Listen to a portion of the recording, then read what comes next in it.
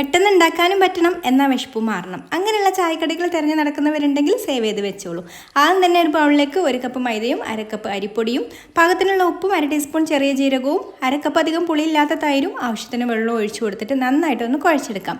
വെള്ളം കുറേശ്ശെ ചേർത്ത് കൊടുത്തിട്ട് കുഴച്ചെടുത്താൽ മതി കേട്ടോ. ഒരുപാട് ലൂസ് ആവരുത്. ഈ ഒരു പരുവത്തിലാണ് നമുക്ക് മാവ് വേണ്ടത്.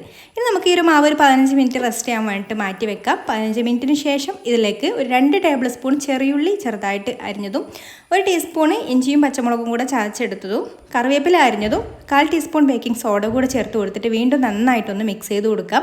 നമുക്കിങ്ങനെ കൈ കൊണ്ട് പിടിച്ചാൽ ഇതുപോലെ എണ്ണയിലേക്ക് ഇട്ട് കൊടുക്കാൻ പാകത്തിലാവണം കേട്ടോ. മാവ് ഒരുപാട് ലൂസ് ആവരുത്. ഇനി കൈ ഒന്ന് നനച്ചെടുത്തതിന് ശേഷം ഇതിൽ നിന്ന് കുറേശ്ശെ മാവ് എടുത്തിട്ട് ഇതുപോലെ നമുക്ക് ഒരു മീഡിയം ചൂടായിട്ടുള്ള എണ്ണയിലേക്ക് ഇട്ട് കൊടുത്തിട്ട് ഒരു മീഡിയം ഫ്ലെയിമിൽ തന്നെ ഫ്രൈ ചെയ്തെടുത്താൽ മതി കേട്ടോ. ഒരുപാട് ഹൈ ഫ്ലെയിമിൽ വെക്കണ്ട. എന്നിട്ട് തിരിച്ച് മറിച്ചിട്ട് കൊടുത്തിട്ട് ഫ്രൈ ചെയ്ത് ഇതുപോലെ നല്ലൊരു ഗോൾഡൻ ബ്രൗൺ കളറായി വരുന്ന സമയത്ത് നമുക്ക് കോരിയെടുക്കാം.